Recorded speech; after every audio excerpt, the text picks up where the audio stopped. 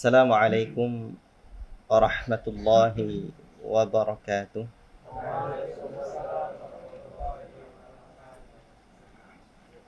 Innal hamdalillah nahmaduhu wa nasta'inuhu wa nastaghfiruh wa na'udzu billahi min shururi anfusina wa min sayyiati a'malina.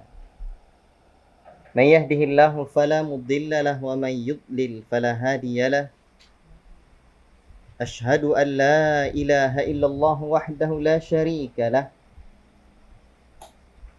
wa ashhadu anna Muhammadan abduhu wa rasuluh. Ya ayyuhalladzina amanu taqullaha haqqa tuqatih wa la tamutunna illa wa antum muslimun. Ya ayyuhan nasu taqu rabbakumul ladzi khalaqakum min nafsin wahidah wa khalaqa minha zawjaha wa batha minhuma rijalan katsiran wa nisaa'a wattaqullaha alladzi tasaaluna bihi wal arham innallaha kana 'alaikum raqiba. Ya ayyuhalladzina amanu taqullaha wa qulu qawlan sadida yuslih lakum a'malakum wa yaghfir lakum dhunubakum wa man yuti'illaha wa rasulahu faqad faza fawzan 'azima. Amma ba'd. Ikhwati fillah, barakallahu fikum. Syukur kita kehadiran Allah Subhanahu wa taala yang memberikan kita rizki sehingga kita senantiasa dapat terus memperbaiki diri untuk menjadi hamba Allah Subhanahu wa taala yang Allah cintai, yang Allah ridhoi, sehingga dalam hidup yang sesaat ini semoga hidup kita berada dalam tauhidullah, beribadah kepada Allah Subhanahu wa taala, dan semoga kelak kita wafat di atas tauhid ini.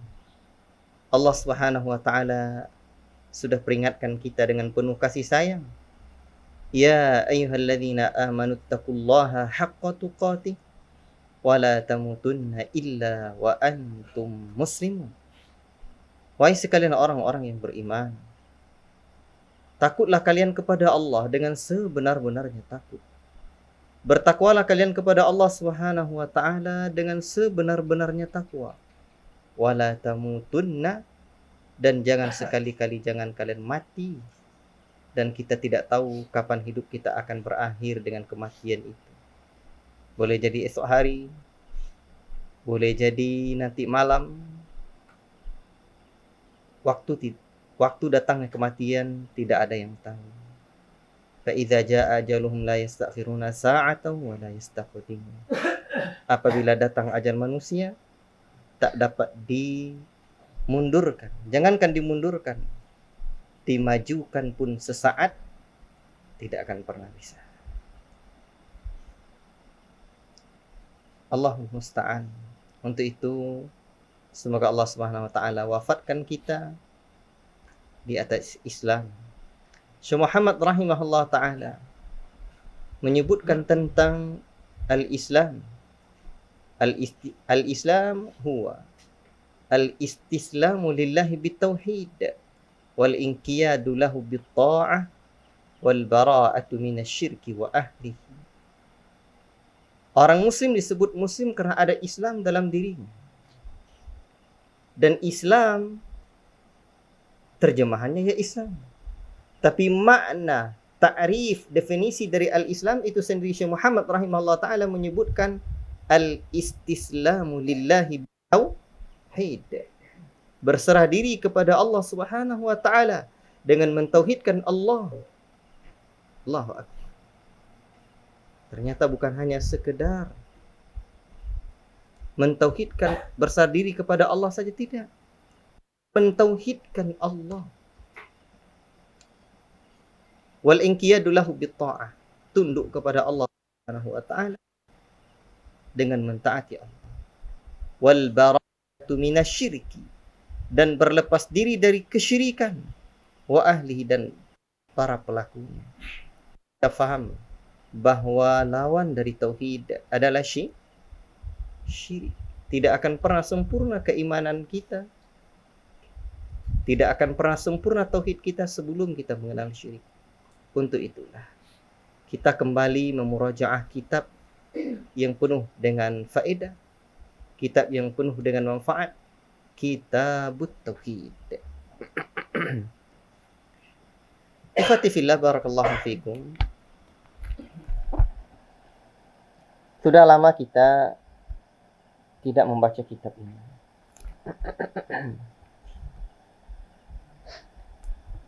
Dan pada pertemuan yang lalu kita sudah bahas banyak hal dari bagian muqaddimah kitab ini. Bagian awal, hal-hal yang penting kita pahami. Dan itu tulisan-tulisan yang dicatat oleh sebagian anak-anak di Markis dan atau di Teki. Silakan untuk dibaca. Saya tidak mengulang catatan ini. Saya tidak mengulang pelajaran ini lagi. Dan di antara kitab yang akan saya jadikan rujukan di dalam pelajaran Kitabut Tauhid kita kali ini, di antaranya kitab Syarah Kitabut Tauhid, sebenarnya tafriq dari Syekh Sulaiman Ar-Ruhaili hafizahullah ta'ala. Tetapi Kitabut Tauhid sangat banyak syarah. Yang ada di depan saya ini saya bawa 2 tadi.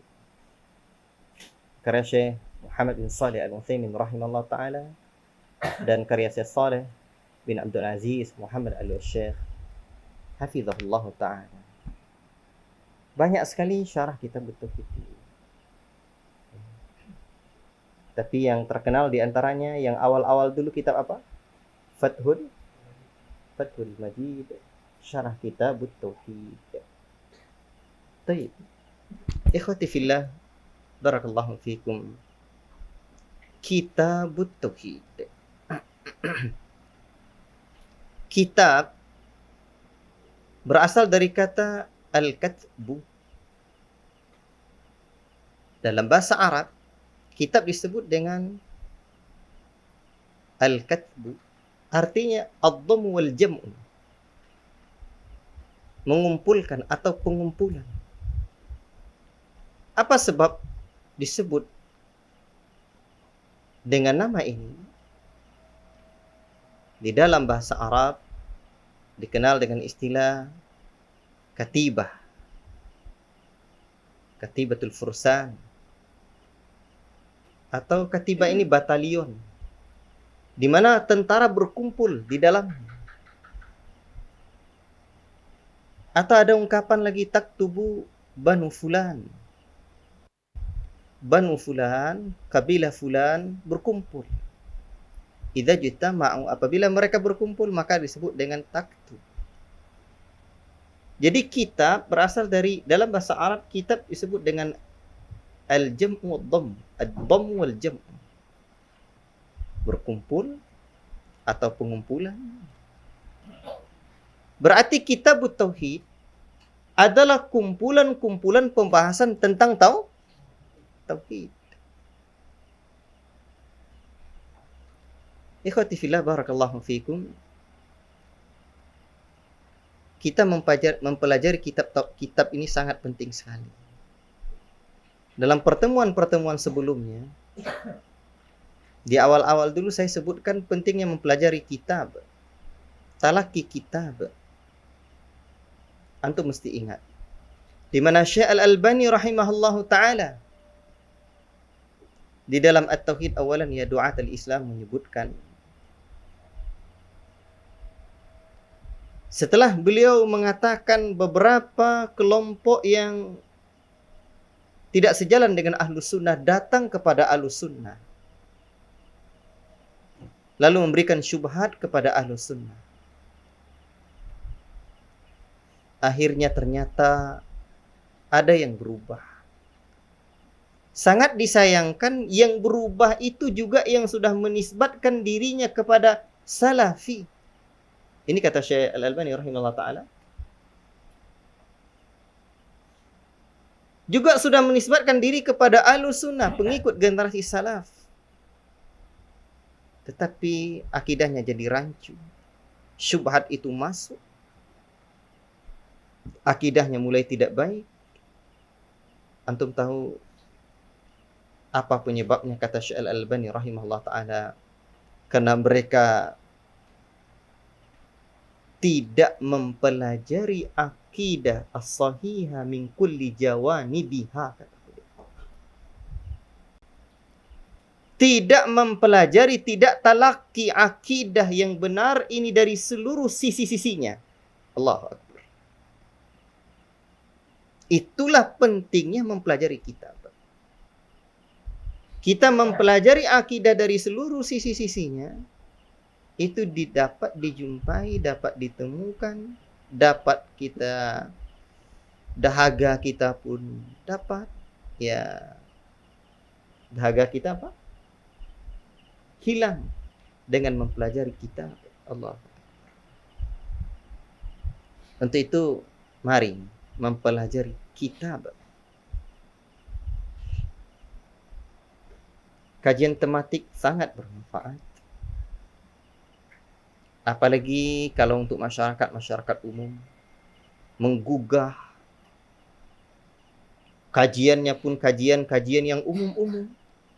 Mengingatkan orang dengan kematian, mengingatkan orang dengan hari akhirat, adab-adab kepada manusia, adab-adab kepada Allah. Raqaik, kelembutan hati sangat bermanfaat. Sehingga orang-orang tergugah yang belum sholat, mau sholat. Tapi untuk kalangan-kalangan yang sudah lama mengaji, sudah mulai mengamalkan sunnah Nabi SAW, jubahnya dalam, jenggotnya panjang, celananya di atas mata kaki, maka mengkaji kitab adalah sesuatu yang paling membuat kokohnya akidah. Sehingga nampak kita, oh begini, Masya Allah. Untuk itulah ya ikhwan, barokah mengkaji kitab dibandingkan hanya dengan tema-tema kajian umum, tiada tandingnya. Dan mengkaji kitab itu, alangkah lebih baik kita bawa kitabnya sendiri. Kita tengok, kita baca, atau kita simak pembacaan ustadz yang membaca, sehingga dengan demikian ada kekokohan dalam diri kita. Barakallahu fikum. Kitab Tauhid berarti kitab kumpulan-kumpulan pembahasan tentang At-Tauhid. Ikhwati fillah, Asy-Syaikh memulai dengan Bismillahirrahmanirrahim. Pertama, mengikuti kitabullah, Al-Quran. Karena sesungguhnya Al-Quran dimulai dengan Bismillahirrahmanirrahim. Yang kedua, mengikuti sunnah Rasulullah SAW. Karena Rasulullah SAW memulai kitabnya dengan risalah-risalahnya, tulisan-tulisan surat menyurat beliau dengan Bismillahirrahmanirrahim. Dan tentulah Syekh juga berharap pertolongan Allah Subhanahu wa taala dan keberkahan. Bismillahirrahmanirrahim, kitab tauhid. Di dalam sebagian nuskha, apa itu nuskha?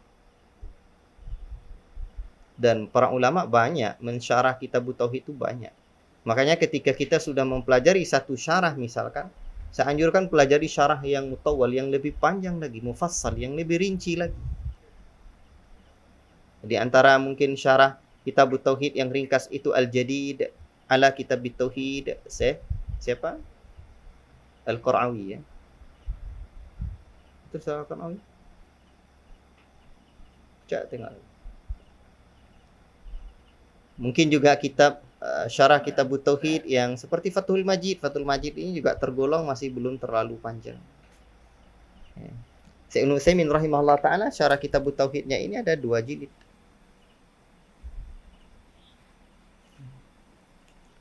Demikian juga dengan Syekh Saleh Al-Syekh ini juga lumayan agak mulai tebal. Dan para ulama kita belakangan lebih panjang-panjang.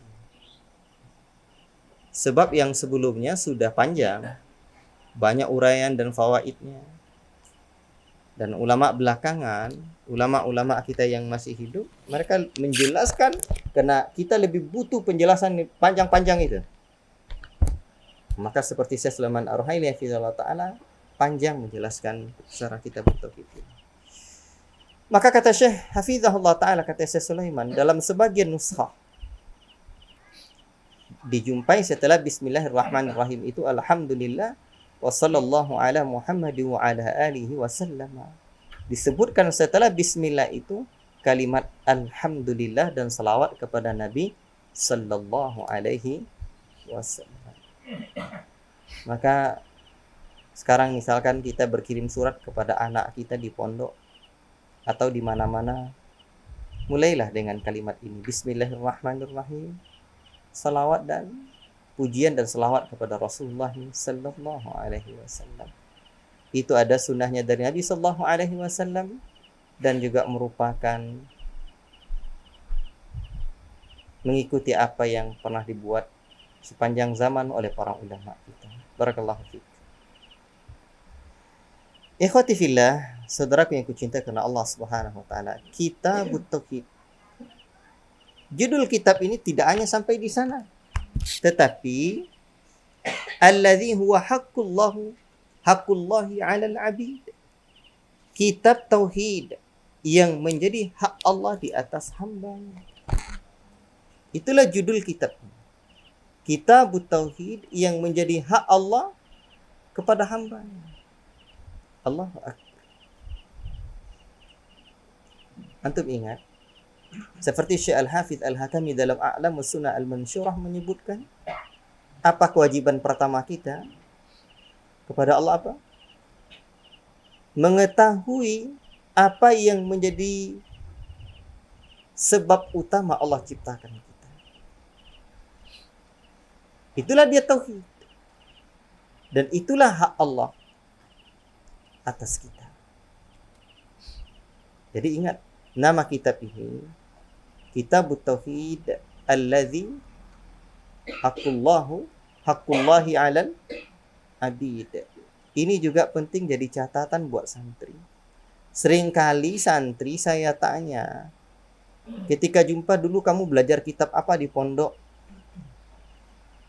Tak dapat jawabnya. Dan ingat lagi, la ilaha illallah. Itu ada beberapa kemungkinan itu. Satu, dia memang belajarnya dulu mungkin cuma 1/3, 1/4, 1/5. Itu yang pertama. Sehingga tidak tamat. Jadi tidak tamat. Tidak dapat dari awal sampai akhir, tidak. Sehingga dia tidak cinta kepada kitab itu. Tidak tahu kandungannya. Sehingga dia lupa. Atau memang dia dulu nggak paham. Tidak apa? Barakallahu fiik. Untuk itu, hafalkan nama kitab, hafalkan penulis kitab, sebut, ya baca, dengarkan siapa penulisnya. Min barakatil ilmi ay yusnadal ilmu ila ahlihi. Di antara bentuk keberkahan ilmu, disandarkan ilmu itu kepada ahlinya. Makanya antum ketika nulis, misalkan nanti dengarkan Ustaz Ali hafizahullah taala, Ustaz Abu Yusuf dengarkan, antum dengar beliau mengucapkan sesuatu, tulis. Ya, di antara bentuk keberkahan ilmu antum dikutip dari penjelasan guru kami Fulan ibn Allan pada hari ini. Bentuk di antara keberkahan ilmu. Bahkan para ulama coba lihat ketika kita melihat kulit-kulit kitab. Li fadilati Syekh kitab Al-Qaulul Mufid ala kitab Tauhid li fadilati Syekh Al-Allama Muhammad bin Shalih Al-Utsaimin, ghafarallahu lahu wa liwalidayhi wa lil muslimin. Ini hak, Pak. niatnya penulis. Semoga Allah ampuni orang tuanya dan kaum muslimin. Allah. Doakan guru kita. Antum coba ingat-ingat lagi di mana Al-Imam Ahmad bin Hanbal rahimahullah taala mendoakan guru dan sahabatnya di dalam salat di sujud. Berkahnya ilmu itu dengan mengkaji kitab bersama guru. Mengkaji kitab bersama, sehingga ingat kita. Ya ikhwan, budayakan itu. Ya.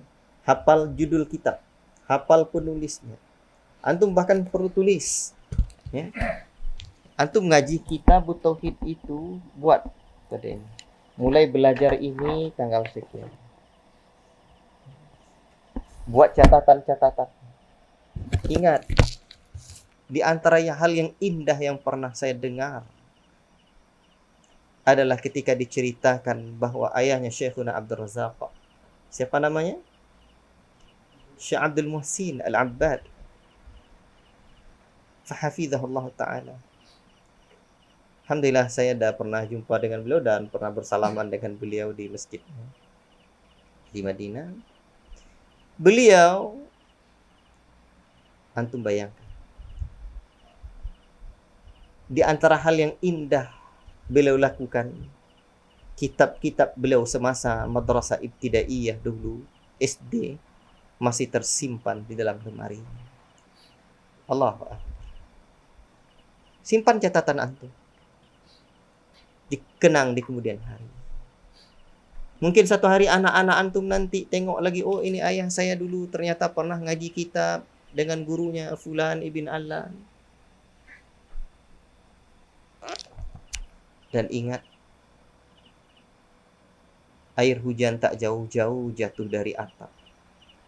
Anak kita tidak jauh-jauh dari kita. Berikan contoh yang baik pada anak kita. Untuk itu, belajar kitab itu hendaklah dari kulit ke kulit. Kitab apa belajar? Kitab Tauhid alladzi huwa haqqullahi 'alal 'abid. Kitab tauhid yang menjadi hak Allah terhadap hamba-hamba. Allah. At-tauhid, apa itu tauhid? Tauhid itu apa? Tauhid itu apa?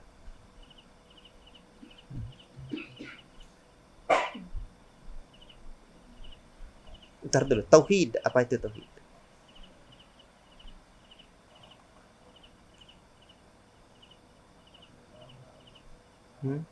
Tauhid apa? Tafadhal.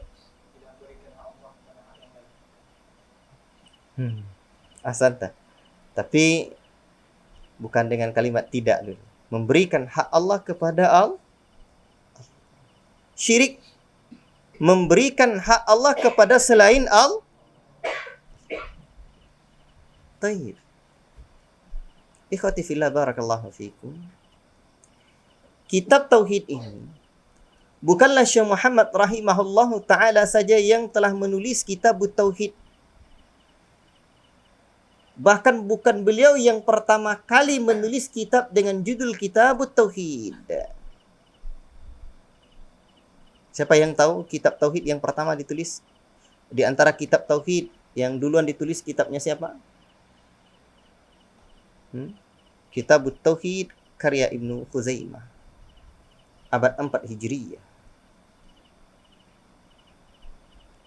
Demikian juga kitab Imam Ibnu Mandah.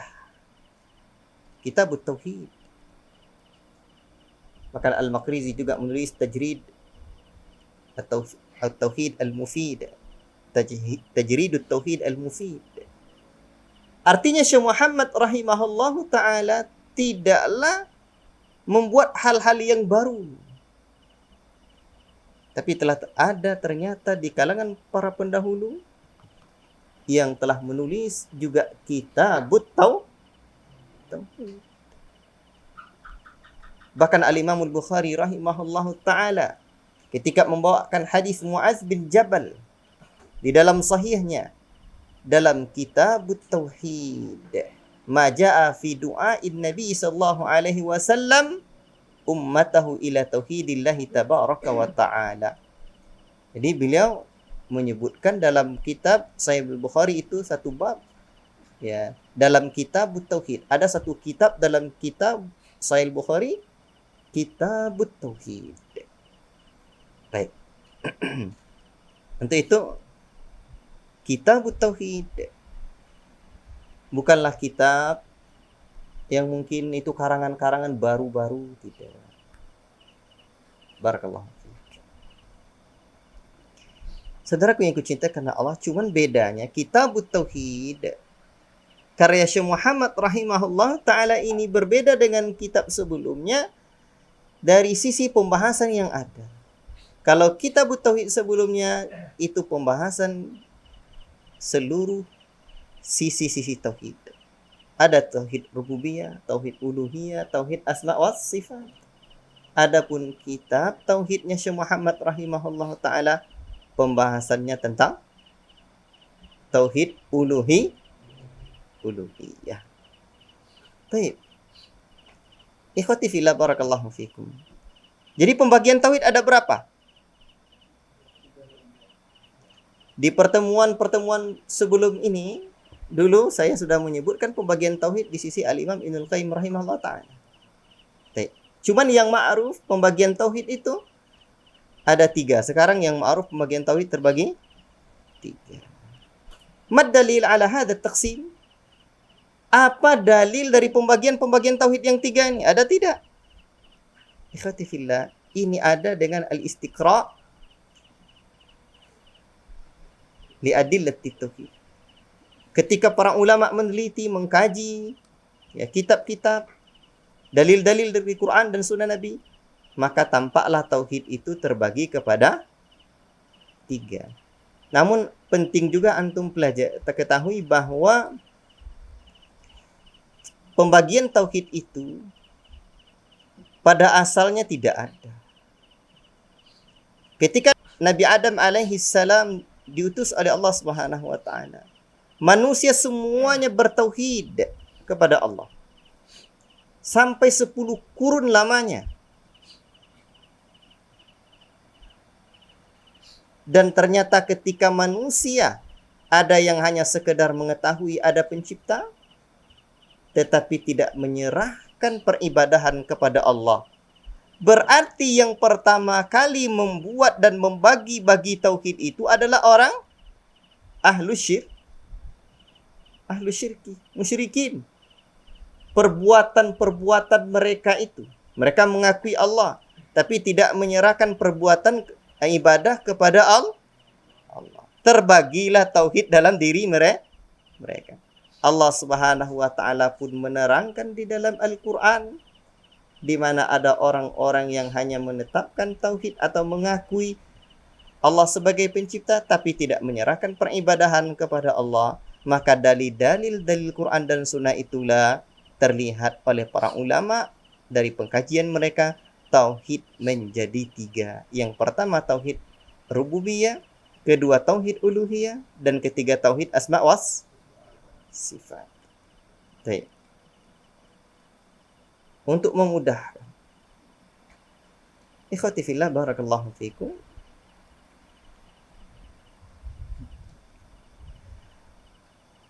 tauhid rububiyah berkaitan dengan perbuatan Allah. Dan tauhid rububiyah ini ada 3 poros atau kandungan besar. Pertama, apa itu? Al-Khaliq, sang pencipta. Atau makna dari tauhid rububiyah yang pertama adalah Al-Khaliq, sang pencipta.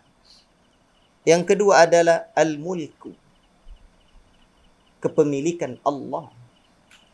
Ada orang yang pandai menciptakan sesuatu tapi akhirnya dia jual, tidak jadi milik dia.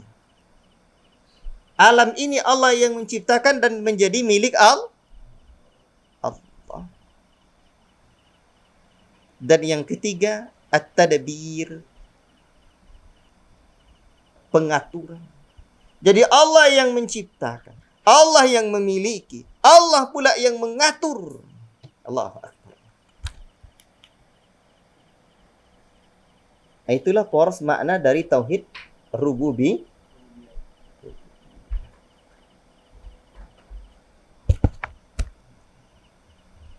Adapun tauhid uluhiyah, ini berkaitan dengan perbuatan hamba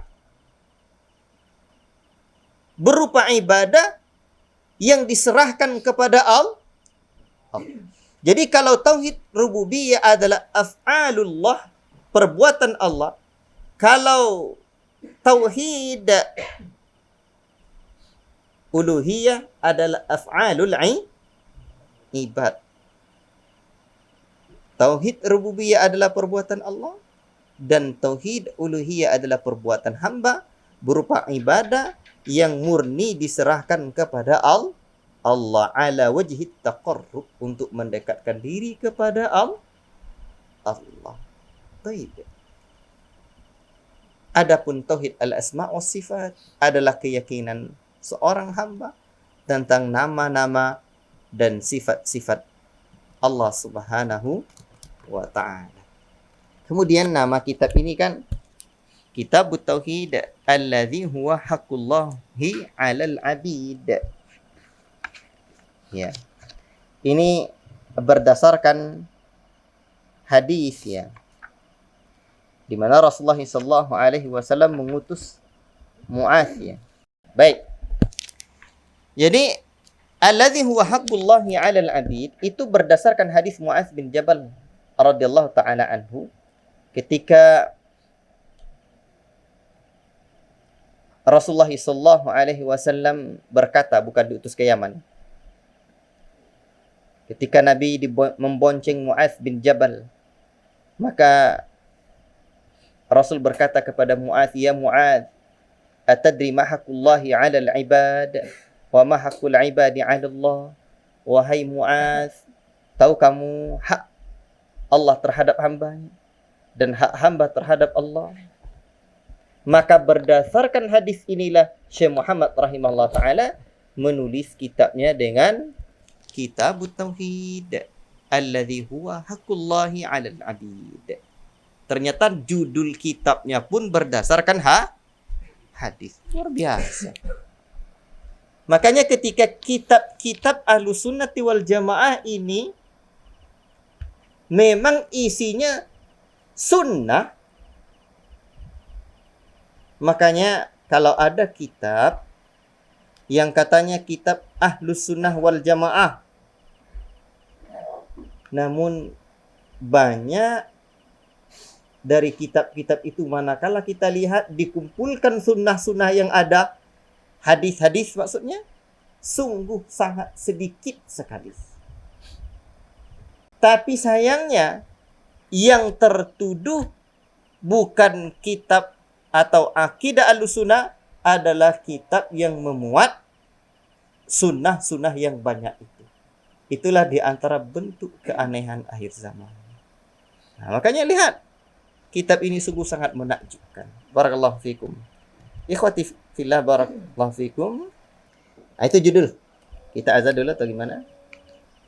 Azan dulu, sesi azan, kita lanjut lagi. Kajian nggak lama-lama. Ya. Azan aja dulu. Silakan azan. Wassalamualaikum ala nabiyina Muhammad wa ala alihi washabihi ajmain. Azan dulu. Alhamdulillah wassalatu wassalamu ala Rasulillah wa ala alihi washabbihi wa man walah. Amma ba'd. Ayyuhal ikhwan, barakallahu fikum. Jadi timbul pertanyaan kita, kenapa Syekh Muhammad rahimahullahu ta'ala tidak menulis kitab Tauhid ini? Pembahasan semua macam-macam Tauhid.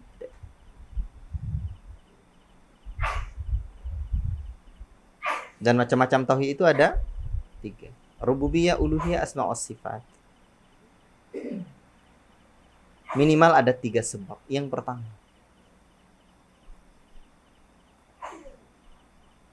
Ibnu Abbas radhiyallahu ta'ala anhu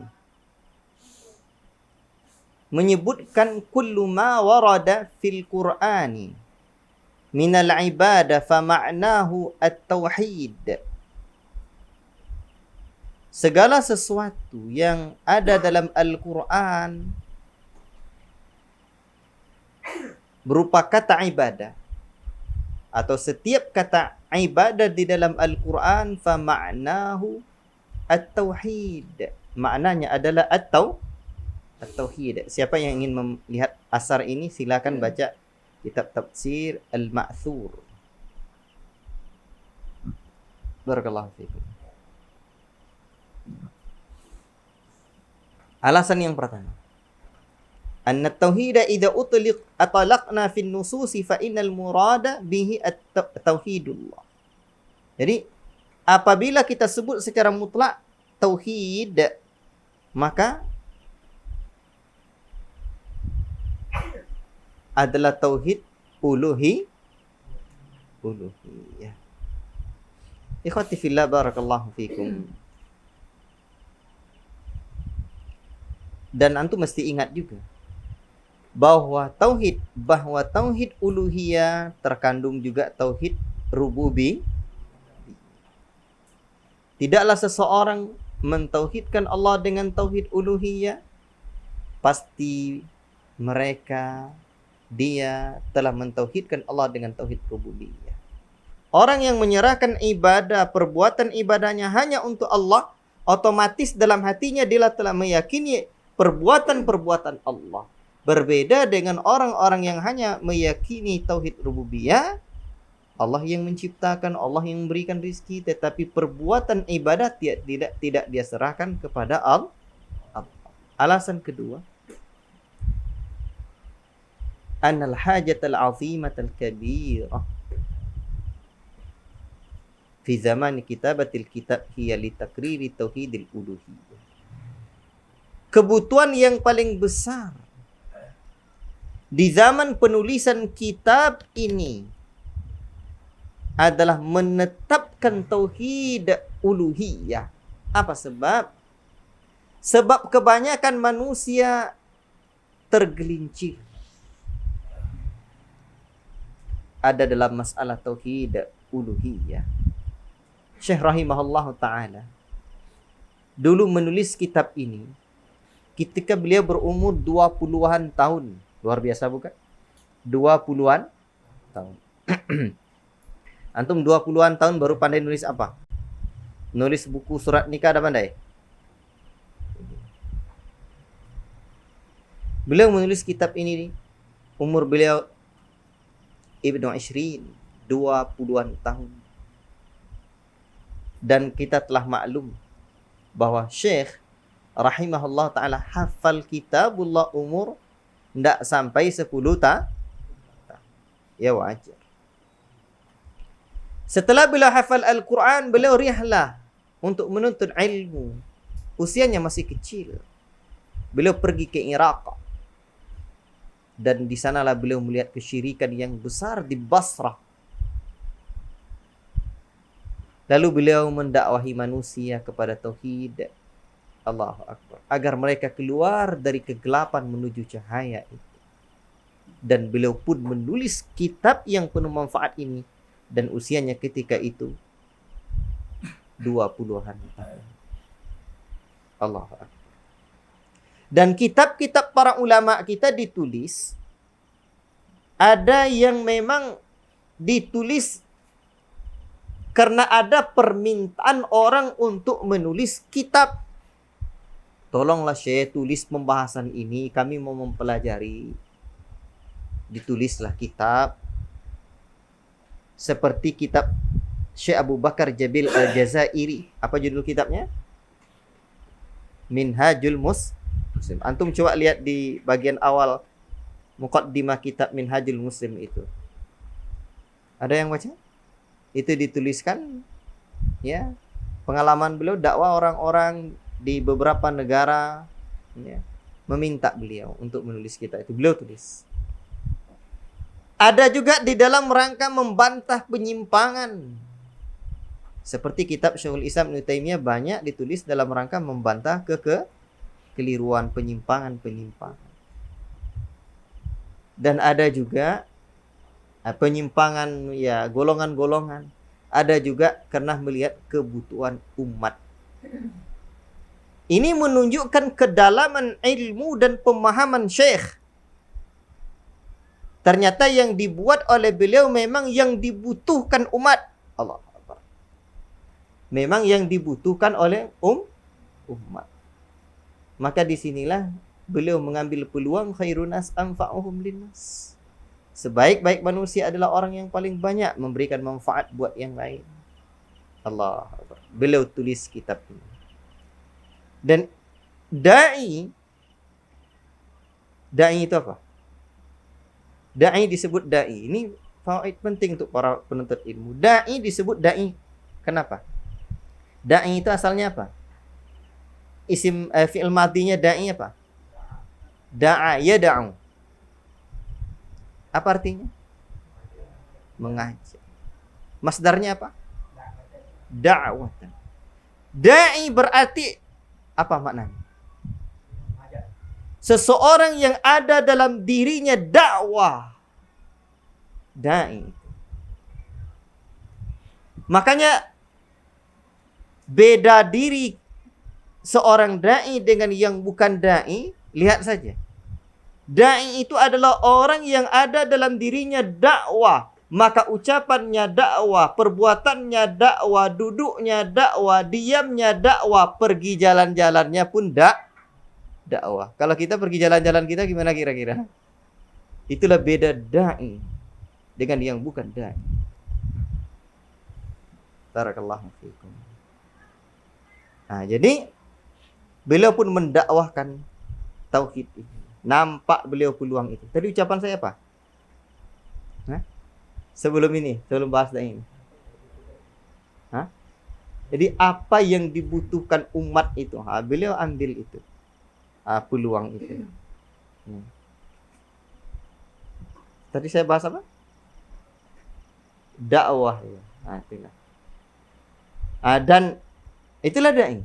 Jadi da'i itu bagaikan jantungnya umat. Urat nadinya umat. Mereka bisa merasakan setiap getaran yang ada. Itu da'i itu. Baik. Ciri khas da'i itu atau syarat da'i itu baru disebut da'i, umat ada di hatinya. Dan seringkali di awal dakwahnya umat, dia tidak ada di hati umat. Namun di kemudian hari barulah dia ada di hati umat. Berarti syarat pertama jadi da'i itu umat ada di hati. Ketika umat ada di hati, ada di pikiran sosok da'i itu, maka dia melihat peluang mana dan apa yang akan bisa dia buat. Beginilah Syekh Muhammad rahimahullah. Beliau tidak umur 20-an sudah nulis kitab. Makanya untuk menjadi seorang da'i minimal ada 3 hal yang harus hadir dalam diri kita. 1, keikhlasan untuk Allah. Ikhlas itu beda dengan tulus. Apa tulus? Ada ibu-ibu nanya dalam kajian akhwat pada saya. Ya. Dan ada juga ikhwan yang bertanya pada saya. Bukan murid saya. Kadang Ustaz ada kegiatan-kegiatan dakwah nih capek, letih. Kadang menambah apa aja? Menambah capek. Tak menambah iman rasanya. Tidak menambah kedekatan pada Allah. Dia semangat. Tapi tidak merasa tambah kedekatannya pada Allah. Padahal kegiatan dakwah banyak dia buat. Jadi ada salah seorang murid saya di pondok bertanya seperti itu. Ada apa sebenarnya? Saya katakan, ikhlas itu apa? Baik kepada ibu-ibu tadi. Jadi tulus dengan ikhlas itu beda. Tulus itu berangkat dari hati, semangat dia. Kemudian mungkin boleh jadi itu hobinya. Hobi dia kegiatan-kegiatan masak-masak ibu-ibu. Kan ibu-ibu nanya. Kegiatan masak-masak apa? Kegiatan hobi dia dengan kegiatan itu. Memang dari hati dia ngumpul-ngumpul itu hobi dia. Tetapi belum sampai ke tahapan ikhlas. Apa itu ikhlas? Berharap wajah Allah. Man kana yarju liqa'a rabbi falyamal amalan lihat.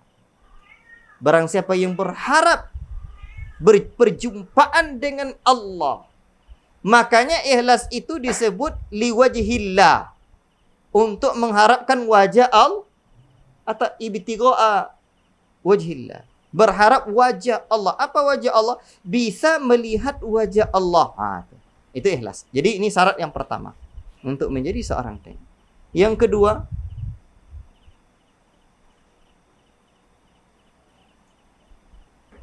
untuk menjadi seorang dai itu, hadirkan umat ada di hati kita.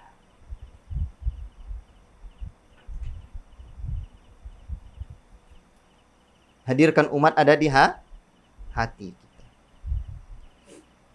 Dan hadirkan pula hati kita, hadirkan pula diri kita di hatinya umat. Tapi yang kedua ini adalah anugerah Allah. Kalau tidak ada syarat pertama tadi ya jadinya. Kalau sudah ada dua ini, umat ada di hati kita, kita di hati umat, itu tanda kita berbenteng di hatinya umat. Dakwah kalau sudah ada, dakwah kalau sudah hadir berbenteng di hatinya umat, Allah Karim, Allahu Akbar. Bagaimana pula dakwah lagi diganggu ganggu, berbenteng di hati umat. Barakallahu fiik. Ini sebenarnya di antara kalamnya Buya Muhammad Nasir rahimahullah ta'ala. Semoga Allah ampuni dosa-dosa beliau. Allah membalas kebaikan-kebaikan beliau. Berbenteng di hati umat. Umat ada di hati kita dan kita ada di hati Baik. Ada di hati umat tentulah buat kegiatan-kegiatan yang memang itu dibutuhkan umat. Allah. Yang ketiga, ingat.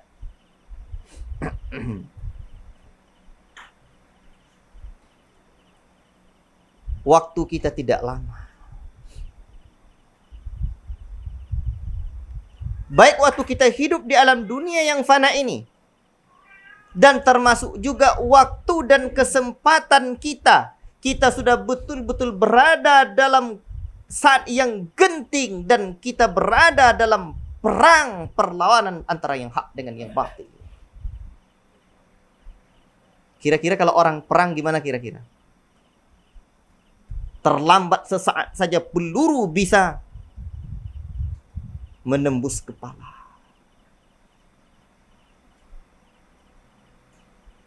Maka tiga hal ini yang harus kita hadirkan dalam sosok seorang dai.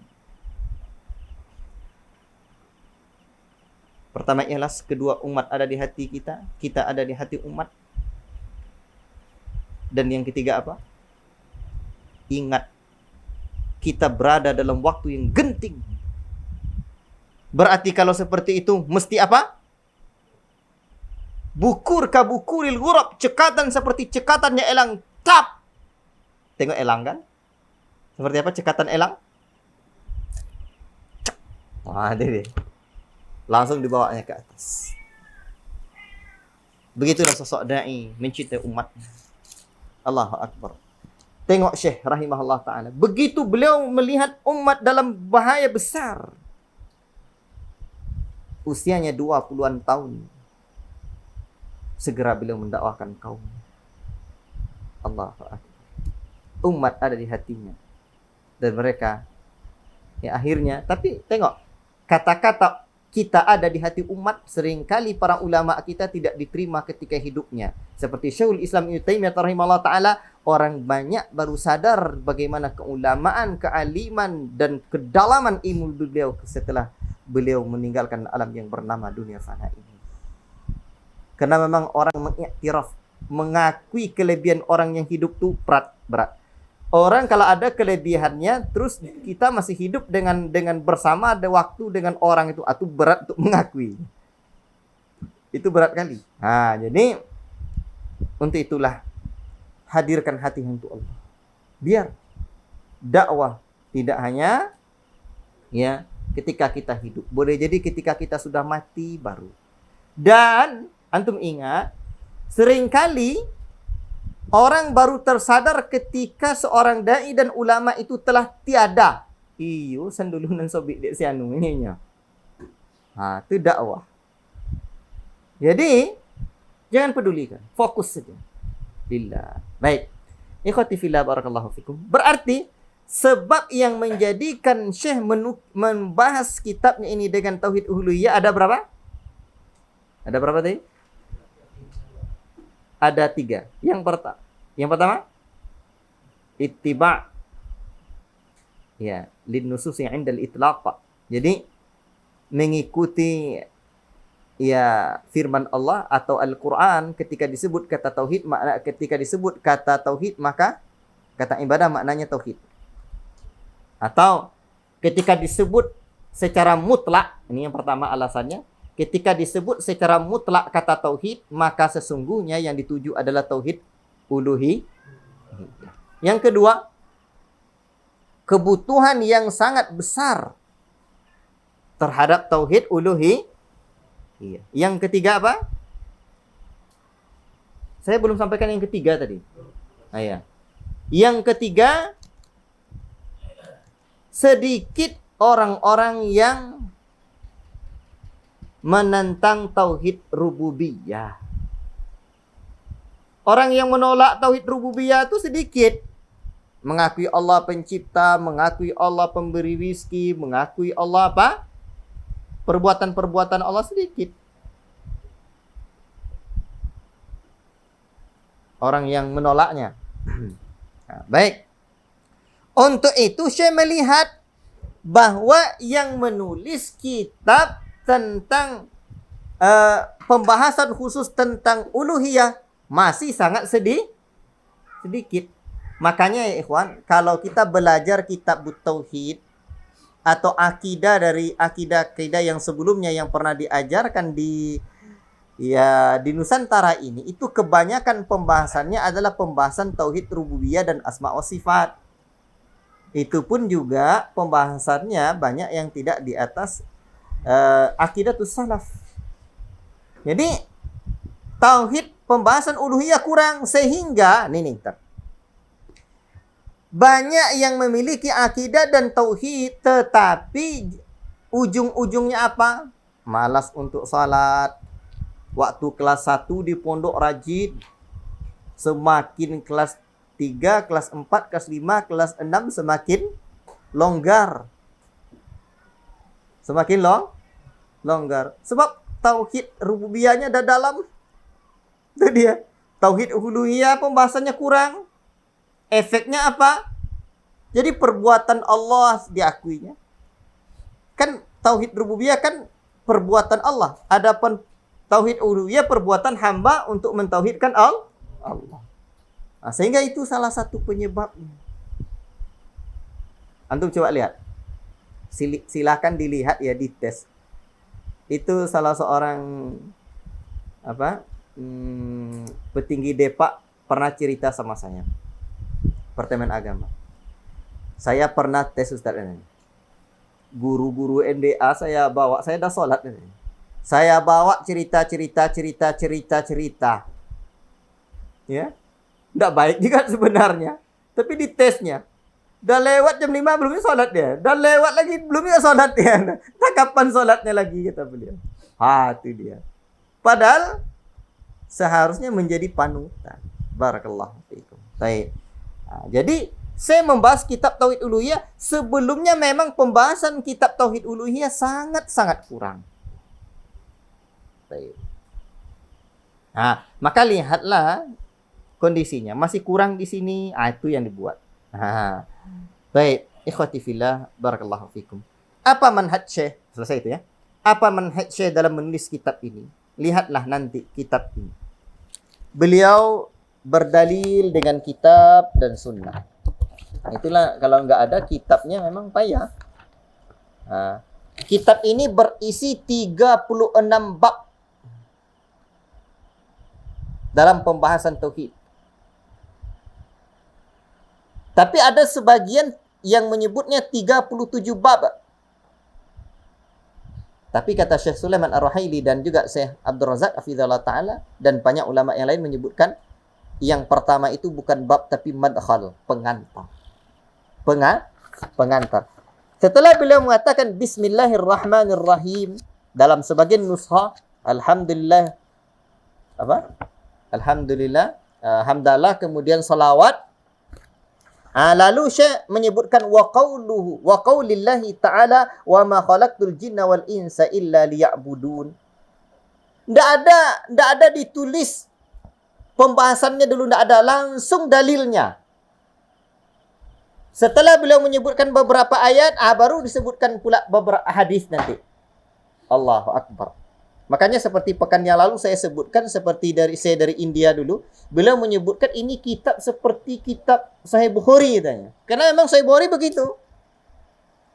Menakjubkan. Berarti tampaklah dalam kitab ini berdalil dengan Quran dan Sunnah, kemudian perkataan para sahabat. Setelah Quran, Sunnah, kemudian perkataan para sahabat. Kan mantap itu. Luar biasa itu. Kenapa Syekh membuat metode kitabnya seperti ini? Minimal ada dua alasan. Pertama, hadza huwal ilmu 'inda salaf.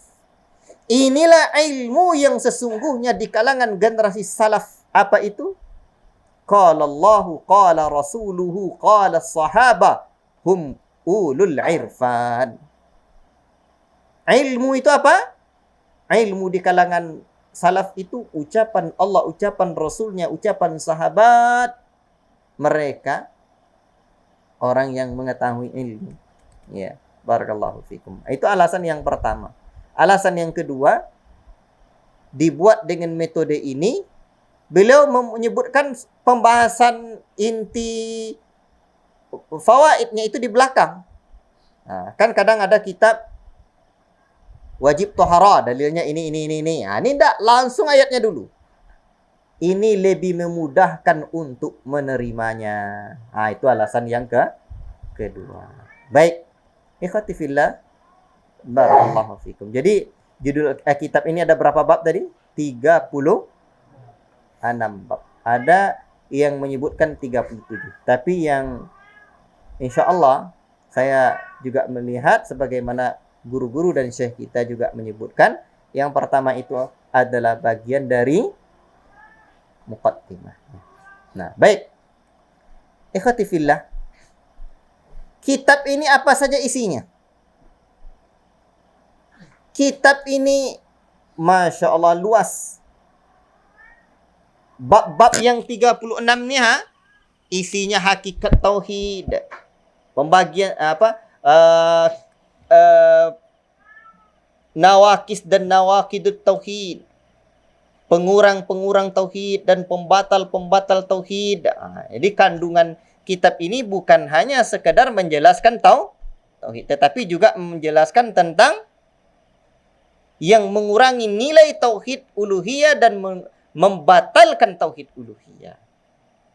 Untuk itu, di dalam masalah tauhid ini ada beberapa kewajiban kita. Yang pertama, kewajiban seorang mukmin dalam tauhid itu yang pertama, mencintai tauhid dan membuat keluarga kita cinta kepada tauhid. Itu yang pertama itu. Mencintai tauhid dan menumbuhkan cinta kepada tauhid ini di kalangan keluarga kita. Yang kedua, mempelajari tauhid baik secara global dan rinci.